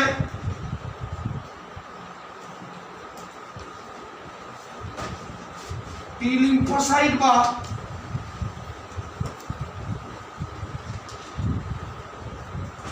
টি সেল টি কোষের কথা বলবো। আমরা বলে এসেছি লোহিত অস্থিমজ্জা থেকে উৎপন্ন হয়, থাইমাস গ্রন্থিতে পরিণত প্রাপ্ত হয় আর অবস্থান করে লসিকা গ্রন্থিতে, এবং যারা রসভিত্তিক কোষভিত্তিক অনাক্রম্যতার জন্য গুরুত্বপূর্ণ ভূমিকা পালন করে। এই কথাগুলো আমরা তখন বলে এসেছি। এই টি লিম্ফোসাইট, আমি আর ওই কথাগুলো রিপিট করছি না। এই টি লিম্ফোসাইটকে আমরা চারটে ভাগে ভাগ করেছি। কি কি চারটে ভাগ? এক ধরনের টি লিম্ফোসাইটকে বলা হয় হেল্পার টি কোষ, এর নাম হচ্ছে TH-CD4 ক্লাস কোষ। হেল্পার কেন না? এরা বি লিম্ফোসাইট, এরা ম্যাক্রোফাজ, অন্যান্য টি কোষ আমরা এক্ষুনি পড়ব, তাদেরকে সক্রিয় করে, যার জন্য বি লিম্ফোসাইট, ম্যাক্রোফাজ অন্যান্য টি লিম্ফোসাইটের সক্রিয়করণে সাহায্য করে বলে, যার জন্য এর নাম হচ্ছে হেল্পার। এরা কি করে না? লিম্ফোকাইন ক্ষরণ করে। লিম্ফোকাইনের কাজকে আমরা একটু বলে এসেছি, অ্যান্টিজেনকে কি করা? ধ্বংস করা। আর এক ধরনের আছে, এরা তাহলে সক্রিয়করণে হেল্প করে বলে নাম এসছে হেল্পার। আমরা আরেক ধরনের যাব, কিলার টি কোষ, বা একে বলা হয় সাইটোটক্সিক টি সেল। কারা? কিলার। তার মানে অ্যান্টিজেনকে কি করবে? কিল করবে। যেহেতু অনাক্রমতন্ত্রের কোষ, এরা কি করে না এক ধরনের প্রোটিন তৈরি করে, যে প্রোটিনের নাম হচ্ছে পারফোরিন। সেই প্রোটিন কি করবে, অ্যান্টিজেনের প্রাচীরে ছিদ্র করবে, অন্য কোষ থেকে তরল জল সেই ছিদ্রের মাধ্যমে কোথায় প্রবেশ করবে, অ্যান্টিজেনের ভিতরে। অ্যান্টিজেন কি হবে, স্থিত হবে, অ্যান্টিজেন কি হবে, ফেটে যাবে, বিদীর্ণ হবে। যেহেতু ডাইরেক্ট অ্যান্টিজেনকে কিল করছে, ধ্বংস করছে, মেরে ফেলছে, যার জন্য তার নাম হচ্ছে কিলার মেস। এদিকে তাহলে এর জন্য একে আমরা বলবো কি, কিলার টি কোষ। আরেক ধরনের আছে যার নাম হচ্ছে সাপ্রেসার টি কোষ। সাপ্রেস করা মানে অবদমন করা, দমিয়ে রাখা। দেখ আমাদের দেহে নিজস্ব অ্যান্টিজেন অ্যান্টিবডি আছে তো, অ্যান্টিজেন অ্যান্টিবডি সবসময় ধর্ম কি, বিক্রিয়া করা। তাহলে আমাদের নিজস্ব অ্যান্টিজেন অ্যান্টিবডি যদি বিক্রিয়া করে তাহলে আমরা মরে যাবো তো। তাহলে আমাদের অনাক্রমতন্ত্রকে এমনভাবে লিমিটেশন করতে হবে, আমাদের অনাক্রমতন্ত্রকে এমনভাবে সীমাবদ্ধ করে রাখতে হবে যাতে নিজস্ব অ্যান্টিজেন নিজস্ব অ্যান্টিবডির সঙ্গে বিক্রিয়া করতে না পারে। সেই কাজটা, তার মানে আমাদের অনাক্রমতন্ত্রকে কি করছে, সাপ্রেস করে রাখছে, অবদমন করে রাখছে, যাতে কিনা আমার অ্যান্টিজেন আমার নিজস্ব অ্যান্টিবডির সঙ্গে বিক্রিয়া করতে না পারে। সাপ্রেস করে রাখে বলে সাপ্রেসার টি কোষ। আরেক ধরনের আছে মেমোরি টি কোষ। আজকে কারোর মধ্যে পক্স ভাইরাস প্রবেশ করলো, অ্যান্টিবডি তৈরি হয়ে থাকলো, নেক্সট টাইম পক্স ভাইরাস প্রবেশ করলে সেই অ্যান্টিবডি তাকে কি করবে, ধ্বংস করবে। কিন্তু সেই অ্যান্টিবডিকে চিনিয়ে দিতে হবে, চেনাবে কে, তাহলে স্মৃতিতে রাখতে হবে। স্মৃতিতে যারা রাখে, যার জন্য নামটা আসছে স্মৃতিধর টি কোষ। তার মানে স্বাভাবিকভাবে এরা যতদিন বাঁচবে এদের কিন্তু লাইফ টাইম অনেক বেশি হবে, হওয়া উচিত তো। কারণ এরা কি করে, অ্যান্টিজেন অ্যান্টিবডি অ্যান্টিজেনকে সবসময় চিনিয়ে দিতে সাহায্য করে।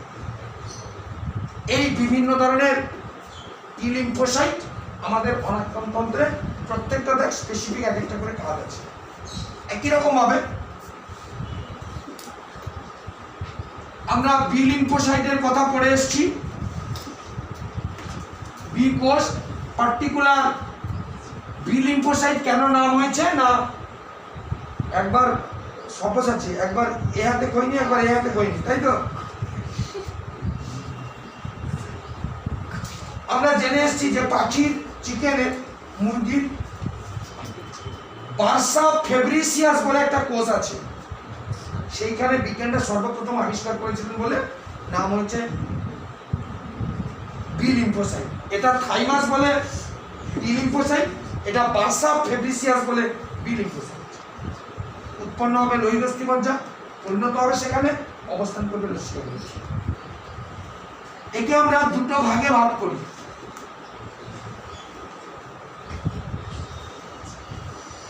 একটার নাম হচ্ছে প্লাজমা কোষ, বলে এসছি।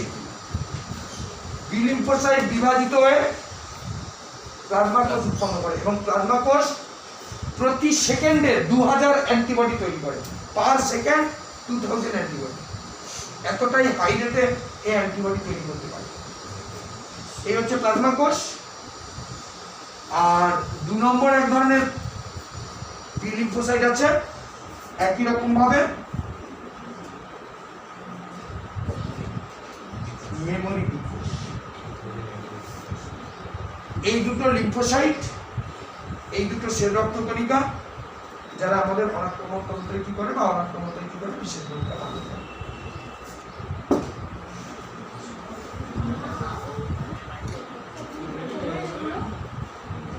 বলবো 7:10 পড়া আরম্ভ হচ্ছে।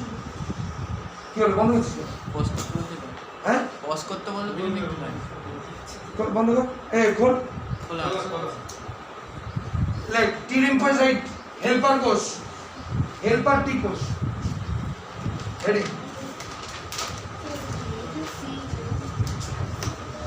THCD4 plus.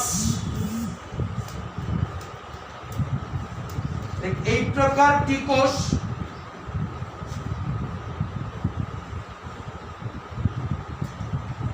ম্যাক্রোফাজ এবং বি লিম্ফোসাইটের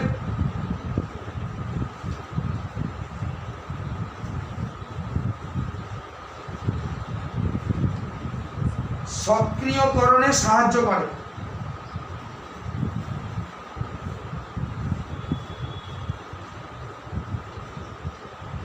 এছাড়াও ইহা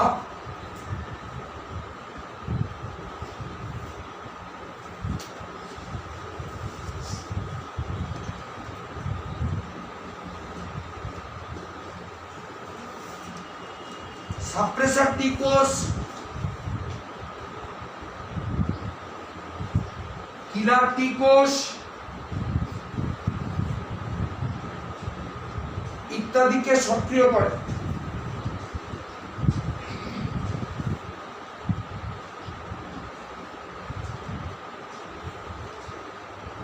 হেল্পার টি কোষ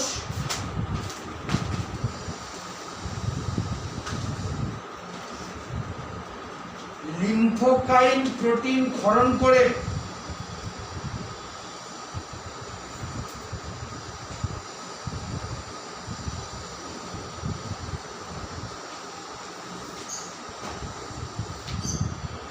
অ্যান্টিজেন ধ্বংস করে।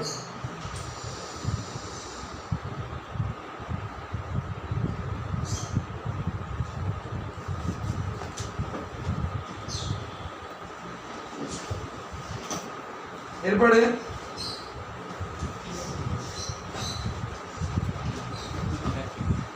কিলার টি কোষ সাইটোটক্সিক টি কোষ।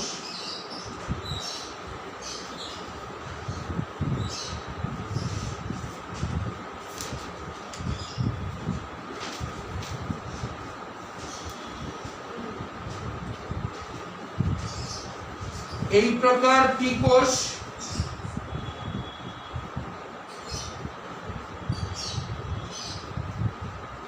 পারফোরিন প্রোটিন সংশ্লেষ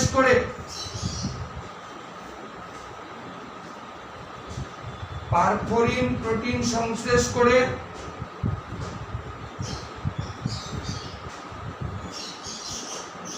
অ্যান্টিজেনের প্রাচীর ছিদ্র করে।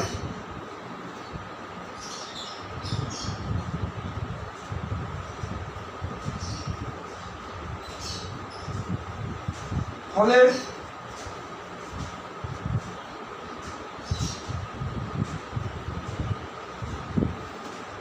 পার্শ্ববর্তী কোষ থেকে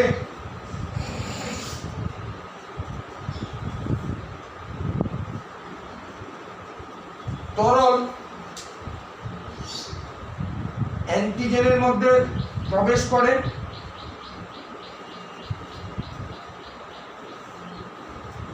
অ্যান্টিজেন স্ফীত হয়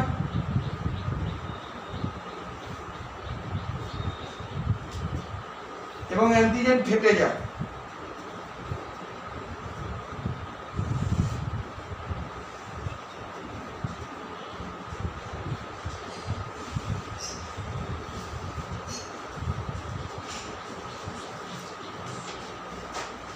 এরপরে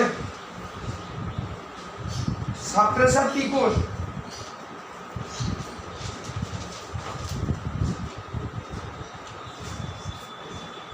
এই প্রকার টি কোষ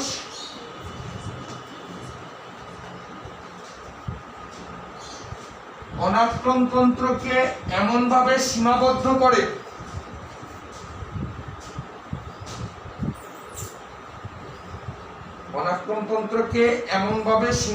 করে যাতে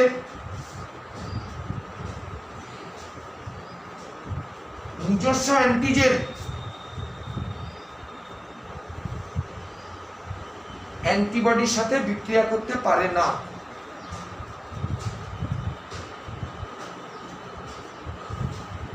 নিজস্ব অ্যান্টিজেন অ্যান্টিবডির সাথে বিক্রিয়া করতে পারে না। মেমোরি টি কোষ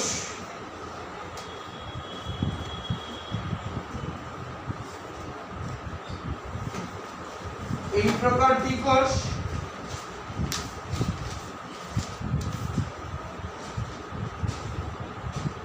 বহুদিন যাবৎ বেঁচে থাকে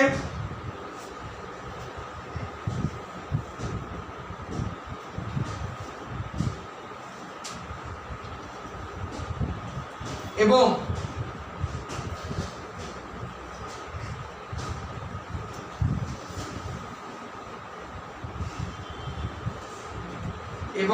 লসিকা গ্রন্থি প্লিহা ইত্যাদিতে অবস্থান করে।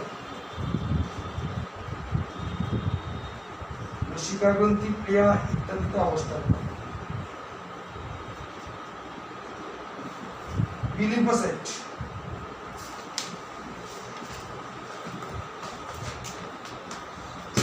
প্রকারভেদে 1 নম্বরে প্লাজমা কোষ,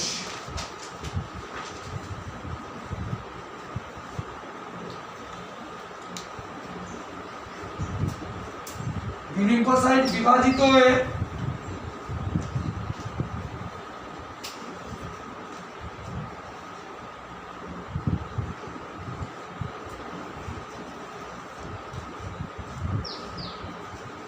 প্লাজমা কোষে পরিণত হয়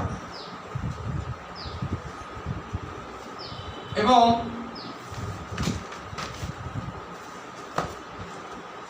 প্লাজমা কোষ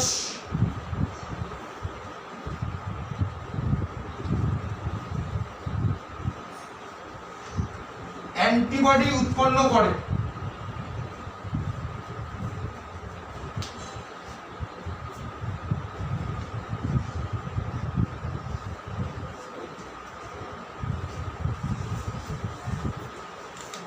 মেমোরি বিকোষ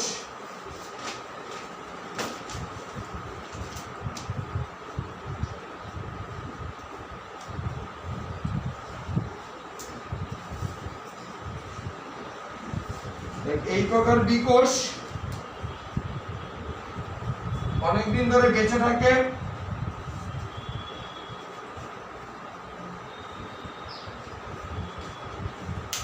এবং গৌণ সারায় অংশগ্রহণ করে।